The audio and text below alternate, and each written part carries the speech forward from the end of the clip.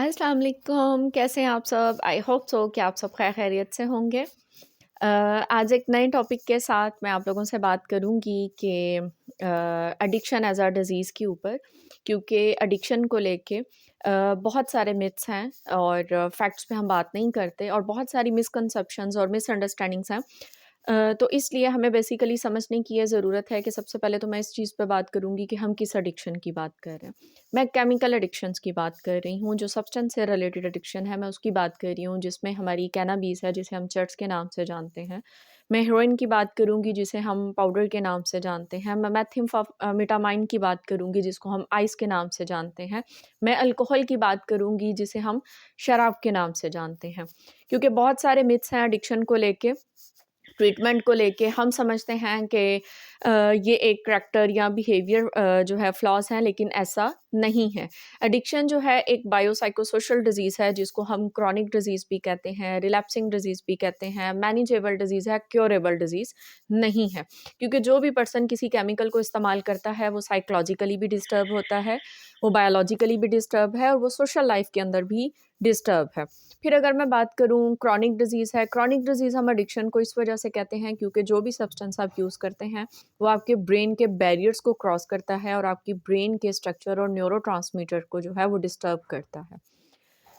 मैं इसको relapsing disease कहूँगी। रिलैप्सिंग डिज़ीज़ हम इसको इस वजह से कहते हैं क्योंकि ये ऐसी डिज़ीज़ है जो मैनेजेबल है, क्योरेबल नहीं है। जिस तरह हमारी ज़िंदगी के अंदर शुगर के, हाइपरटेंशन के या हार्ट के पेशेंट्स हैं, तो वो फॉर द लॉन्ग लाइफ अपनी मेडिसिन्स लेते हैं क्योंकि उनके वो जिस्म के हिस्से उस तरह काम नहीं करते जिस तरह नेचुरली होते हैं। तो इसी तरह ये ब्रेन डिज़ीज़ है एडिक्शन, जो ब्रेन के केमिकल्स और न्यूरोट्रांसमीटर्स को डिस्टर्ब करती है और जब डिस्टर्ब करती है तो जो ब्रेन हमारा फंक्शन कर रहा है, जैसे सोचना, मूड है, हमारी थॉट्स है, इमोशंस है, नींद है, तो उसको ये डिस्टर्ब करता है, इसीलिए हम इसको बायोसाइकोसोशल डिज़ीज़ भी कहते हैं। अब बाज़ लोग कहते हैं कि इसके कॉज़ेज़ क्या हैं? इसके मल्टीपल कॉज़ेज़ हैं, इसके बायोलॉजिकल कॉज़ेज़ भी हैं, इसके साइकोलॉजिकल कॉज़ेज़ भी हैं, इसके एनवायरमेंटल कॉज़ेज़ भी हैं। बायोलॉजिकल इस तरह से क्योंकि ये जेनेटिकली भी डिज़ीज़ जो है वो रन करती है फैमिलीज़ के अंदर। 99% जो है वल्नरेबिलिटी है इस चीज़ की।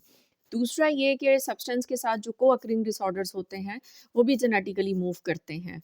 दूसरी चीज़ साइकोलॉजिकल फैक्टर में आपके अपने मूड रिलेटेड इश्यूज़, आपके पर्सनैलिटी से रिलेटेड इश्यूज़, आपके स्ट्रेस फैक्टर, आपके लॉसेस, आपके ग्रीफ, आपके ट्रॉमास, इस चीज़ को क्योंकि हमें कॉप करना नहीं आता इन चीज़ों का, तो हम शॉर्ट टर्म इसके ढूँढते हैं सॉल्यूशन, शॉर्ट टर्म इसको कॉप करने की कोशिश करते हैं, तो हमें सबसे शॉर्ट वे जो है वो लगता है कि हमारा सब्सटेंस ही है जो हमें इस चीज़ से रिलैक्स कर सकता है।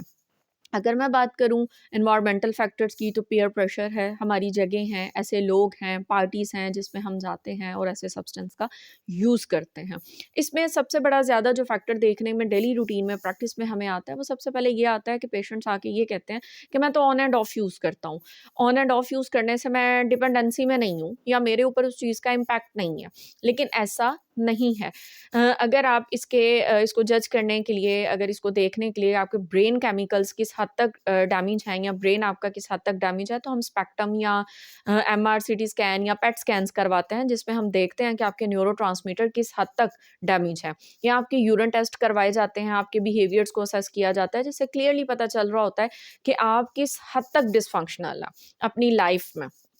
और हर ड्रग का अपना इफेक्ट है क्योंकि कुछ सब्सटेंस ऐसे हैं जो ब्रेन की एक्टिविटीज़ को हाई करते हैं, कुछ सब्सटेंस ऐसे हैं जो ब्रेन की एक्टिविटी को स्लो करते हैं। और अगर आप मल्टीपल सब्सटेंस यूज़ कर रहे हैं जो ब्रेन की एक्टिविटी को हाई भी कर रहे हैं और ब्रेन की एक्टिविटी को स्लो भी कर रहे हैं, तो दोनों सूरतों में आपके बिहेवियर्स, आपके एटीट्यूड्स में, आपके कॉग्निटिव में, आपके मूड पे, आपकी लाइफ के ऊपर इम्पैक्ट करेंगे।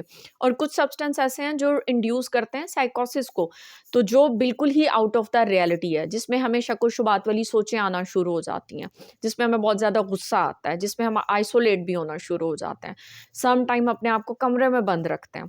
तो ऐसे बिहेवियर्स जो है वो सब्सटेंस डिपेंडेंसी को, अब्यूज़ को या इंटेंसिवली यूज़ को कॉन्सिक्वेंसेस के साथ लीड भी कर रहे होते हैं।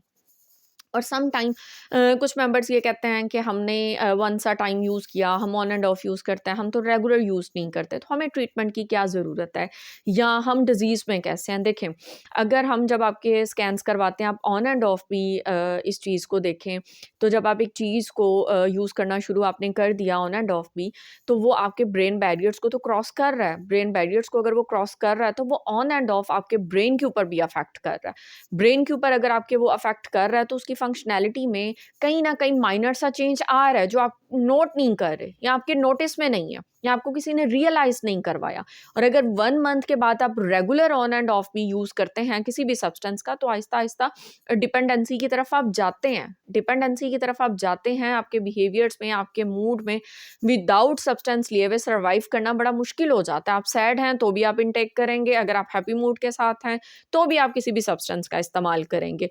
तो हम ये नहीं कह सकते कि हमें डिपेंडेंसी नहीं है। हाँ, ये बात है कि उसमें सेवेरिटी लेवल या इंटेंसिव लेवल, अब्यूज़, हम क्वांटिटी, ड्यूरेशन, टॉलरेंस लेवल के पॉइंट ऑफ व्यू से बात कर सकते हैं कि हम कितनी जो है वो यूज़ कर रहे हैं सब्सटेंस, वीकेंड पे है, ऑन एंड ऑफ है, या हम रेगुलर यूज़ कर रहे हैं, तो रेगुलर यूज़ में हमारा कितना यूसेज है।